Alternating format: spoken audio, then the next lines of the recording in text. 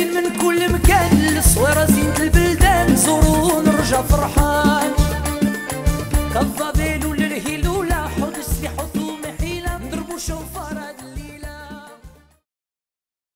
Bishut Murav Rabotai, with the permission of Hashem, I would like to wish to all of you, Be'ezat Hashem, this week, Happy Purim. And I would like to explain you the reason why we do Purim. Everybody knows the history of Haman, that he wanted to kill the whole Jews. That was about more than 2,000 years ago. And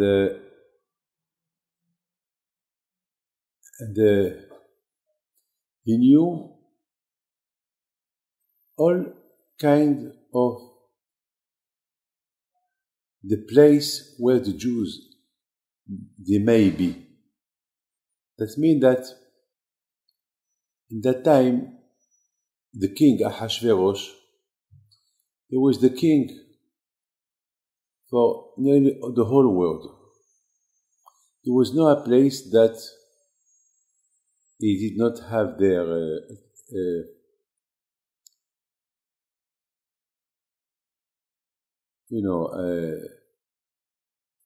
his army, like the Empire of Rome, like as well the Empire of Greek. At the time, they were everywhere. Today the world is so big, but at that time the world was not so big. The world was not in Asia and Australia, America. There was not, even Europa was half empty. The people, they were around, the Middle East. So he governed the whole world. So it was easy for Haman to kill the whole Jews. And Baruch Hashem, he did a big miracle. He saved the Jews. Baruch Hashem. And Baruch Hashem, we are here. That was a big miracle. So because of that, every year we do Purim, to remember the bigness, the big miracle. And the Queen Esther, she wrote the whole story. It's the Megillah. That's what we read. Well, my question is, why? What is the reason, really, that we do Purim? I mean, so many people, so many nations, they wanted to destroy the Jews. And we do nothing in souvenir of them. But why only the souvenir of Haman? That is the question that I would like to understand, excuse me, with you. What it is really the reason? Okay, Haman, he wanted to kill the Jews. Don't forget, we had a lot of people like Haman since the existence of the Jews. And we don't do no souvenir of them. Okay, Baruch Hashem, Hashem protect us, but why only Haman? This is something that I want to understand. I was thinking that it's true that the souvenir that we do Purim is not only because Haman, he wanted to kill the Jews, destroy them, finish with them, and then there'll be no Jews anymore in the world. That is not the reason why we do that. There is another reason deeper than that. The reason deeper, very deep, why we do Purim. First, the Jewish people at that time, they were in exile. That was about 70 years after the destruction of the first temple. And the Jews, they were in exile everywhere in the Middle East. And as you know, when they were in exile, they did not have, unfortunately, they lost hope that one day they go back to Jerusalem. They lost hope. They were under the government of Ahasuerus, under the government of Nebuchadnezzar, Nabucodonosor, the one who destroyed the first Beit HaMikdash. It was a real Shoah. Before they destroyed the temple in Jerusalem, they killed most of the Jews. And what it was left, they took it to exile, and they had to leave their land. It was a real Shoah. And then there were some fights among the Jewish people that they remained in Jerusalem or the rest of Israel at that time. Between them, each one killed the other one, and then they ran away from. Israel was empty for 70 years. Empty, no one, no people living there. It was really disaster. Really disaster. Nothing left. So the Jewish people that they left Israel in the exile with the one who destroyed the temple, they started to be assimilated. I mean, no Torah, nothing. They were lost. I give you the reason. I give you a proof. When Ahasuerus, he did a feast for 1 year, a feast. I mean, it was a big feast. Just he wanted to show people how much he was rich. It was stupid. He was mad.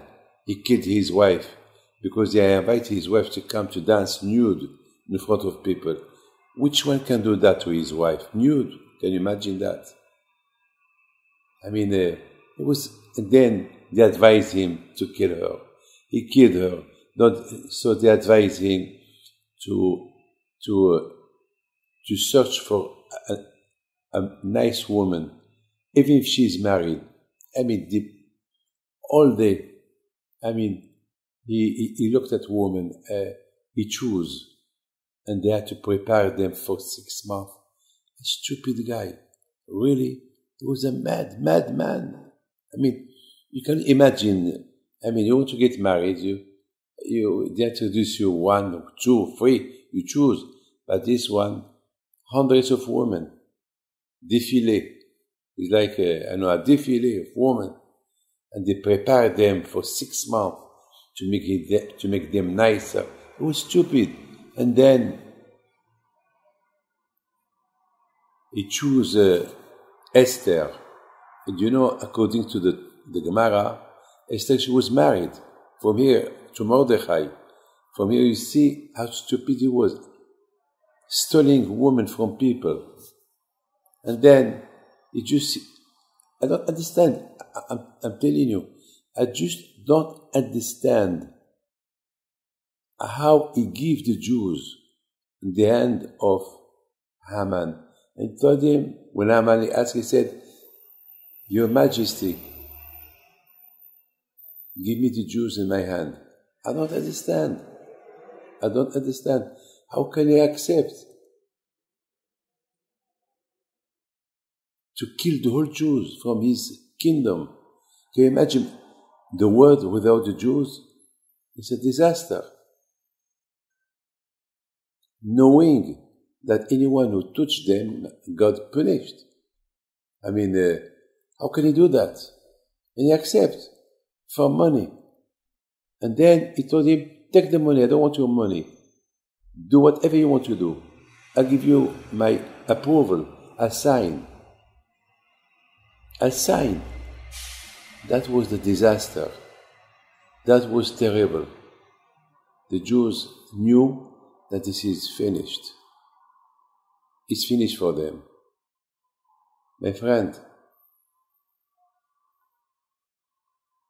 there is some rabbis who explain that the king Ahasuerus, he was more mad than Haman, because if he was intelligent, I mean, how can he accept such a thing?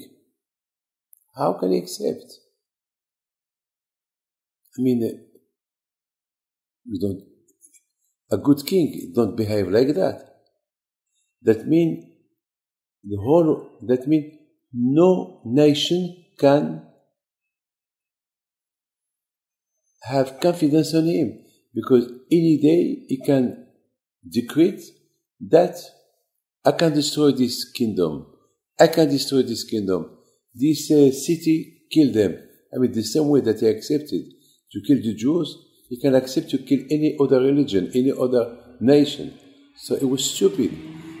He didn't think for 1 minute maybe there'll be a revolution against him. But he was so stupid, he was so sure about himself that no one can do a revolution. My friend, you know what happened? In those moments, the Jews did a big teshuvah. They come back to Hashem. They come back to Hashem. And then, when Hashem protected the Jews, and instead, and the Haman decided to hang Mordechai. He decided to hang Mordechai. And Hashem did a big miracle. It was the contrary. Instead that Mordechai will be hanged, it's Haman. He was hanged with his children. That was the big miracle. Everything turned against Haman and his family. Everything turned against all those people that they were waiting the date to kill the whole Jews. But beside this, why we do Purim? Just to remember that the most important thing that happened,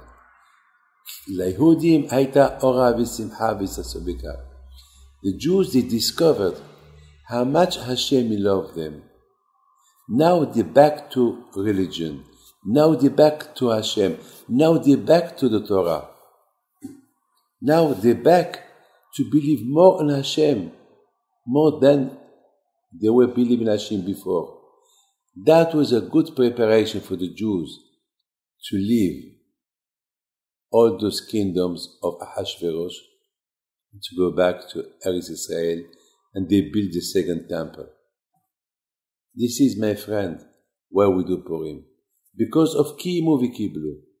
Because on Purim, the most big miracle was not that they were saved from being killed, because they realized there is Hashem.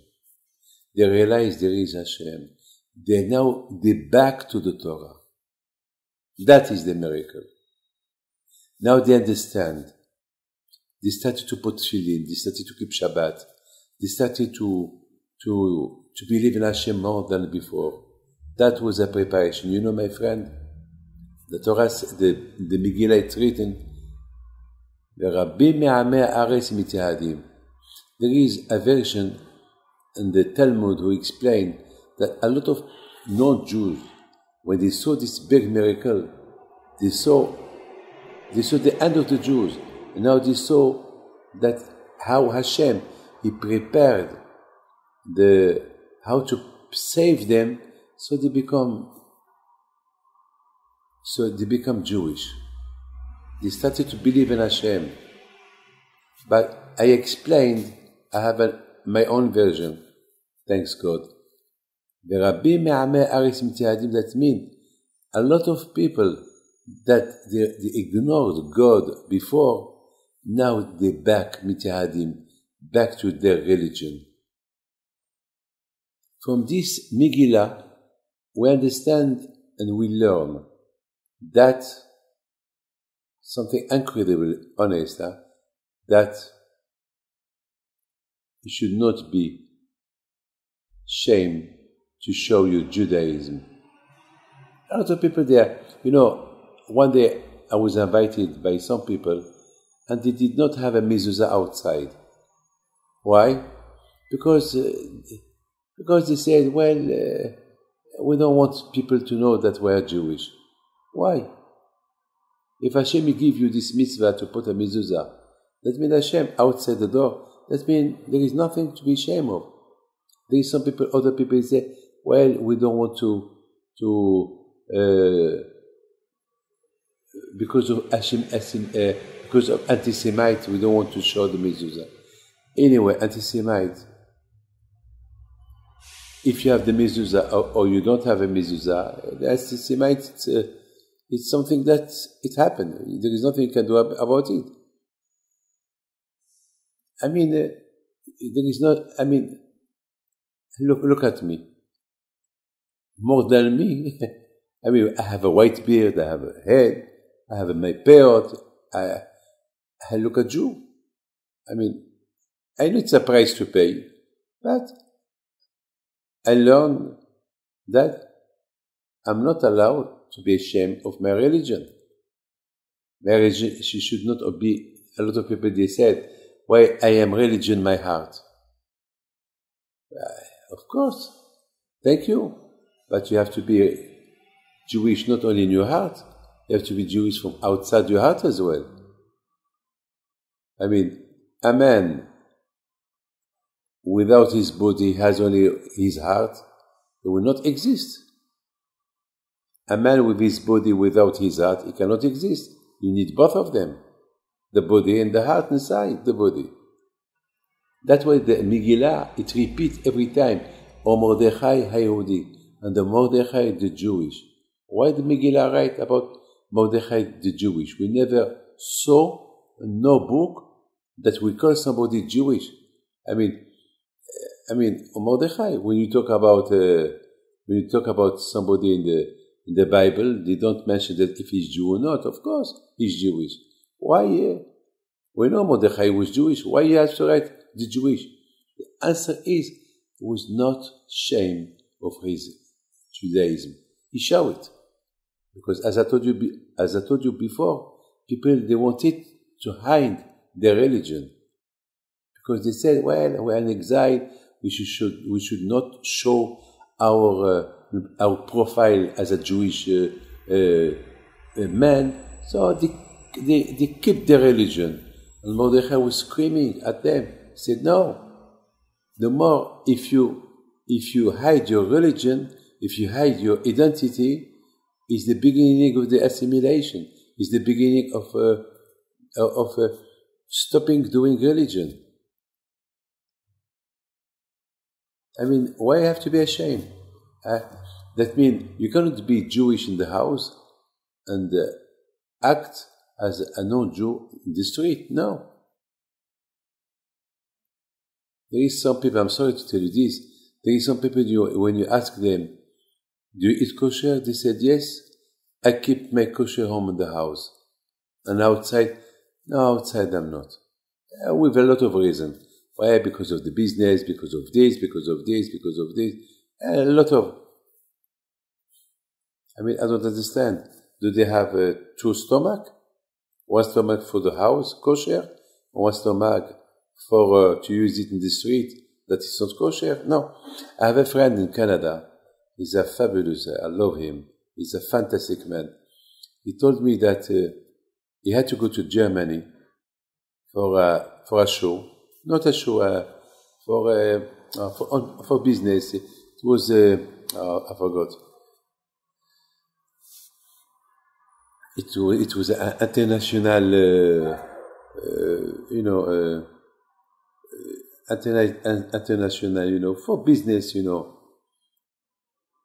une foire internationale. So he went there, and he went with his kippah on his head, and he has a very, very, very important appointments. And the people that they saw his kippah, At the beginning, they didn't want to do business with him. And at the end, he told them, well, I came for the appointment that I have. So at the beginning, they were very cold with him. He told them, the problem is my keeper. Well, if you don't want to do business, I have other appointments. So they said, oh, no, we're sorry. And then the director of that company, he changed completely toward that man. And he shook his hand very strong. He said, you know, I'm proud of you. I mean, you know where you are? We are in Germany. And you're not afraid. I mean, you know what happened here? The Shoah that happened to your people here. And you came with your yarmulke, you're not afraid, you don't care, you come with a demonstration of your kippah, you are fabulous. We want to do business with you. And he did a big business with them. I mean, okay, sometimes we shock people when we demonstrate our religion. But in the end, they understand, they respect you. I know a lot of stories like that. The more but one thing I can advise, if you have money, you don't need to show your money in front of people. Like sometimes, a few times I saw in Paris, I don't know what's going on in the world, that the Khatan and the Kala, that, you know, they drive with a white limousine in Paris, the Khatan with the kippah in his head, a white kippah. Well, that is no good. You don't need to show them. I mean, you don't need to show people, even to Jewish people, you don't need to show. You don't need. Why a white kippah? A white kippah only for the wedding, and then after you throw the kippah outside. No. It's better not to show. Better cover the car. You don't need an open limousine. So, you have to understand, you have to be clever. When to show yourself, when not to show yourself. O Mordechai HaYehudi, that it was something incredible. We learned from the Megillah not to be ashamed of your religion. We learned from the Megillah that the Jewish people they discovered their religion.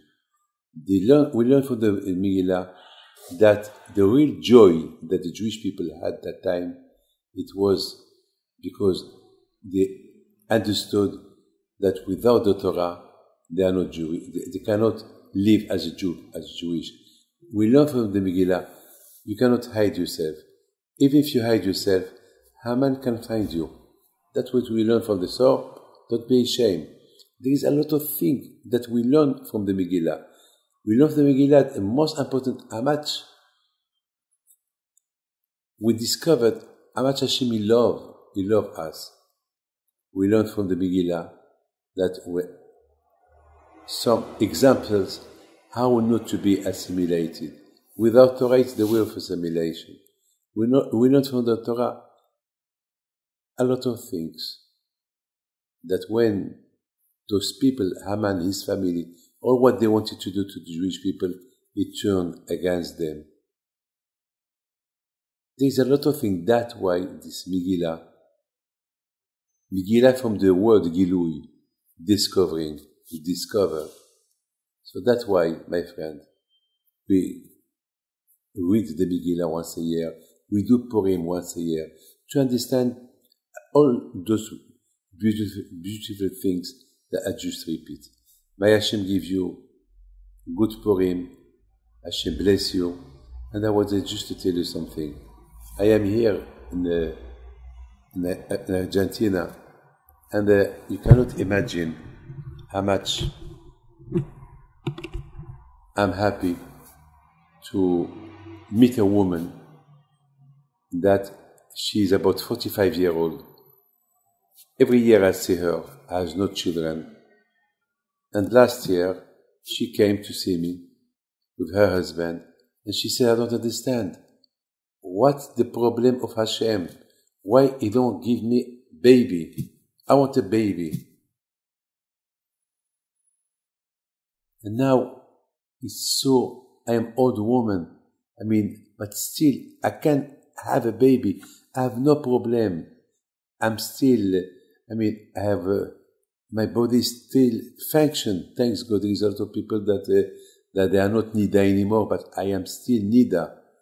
So, Baruch Hashem, I can have a baby. Why Hashem? I want Hashem to give me this year a baby. I don't want one, I want two. I was so surprised to see a woman how much she has emunah on Hashem. I told her, Madam, the way you talk to me, talk like that to Hashem. Talk like that to Hashem, and Hashem will give you. Talk to him like that. Talk to me. Don't talk to me. And I saw her 2 days ago, pregnant. She's going to have a baby any day. She came to tell me, Rabbi David, I want just to thank Hashem. I'm pregnant. I have 2 babies, 1 boy, 1 girl. Thank you, Hashem. And I will come to you again to talk to you the same way I talked to you last year to ask for another baby. My friend, this is the Megillah. I discovered how much Hashem is God. The way you talk to Him, the way you pray to Hashem, He accepts. God bless you. I wish you all the best. Thank you very much.